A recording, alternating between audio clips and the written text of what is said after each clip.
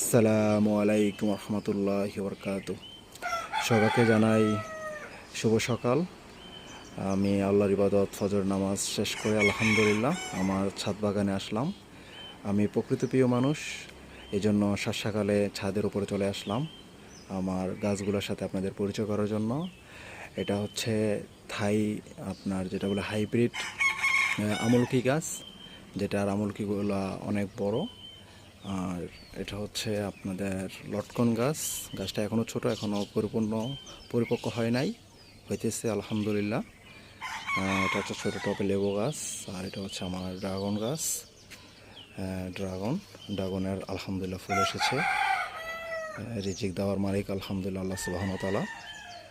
আর এই হচ্ছে আমার আরেকটু এই পাশে যদি আপনাদেরকে দেখাই, এদিকে আমি অলরেডি করে রাখছি, গাছ সম্পূর্ণ লাগাইতে পারি নাই, এটা প্রক্রিয়াধীন চলছে।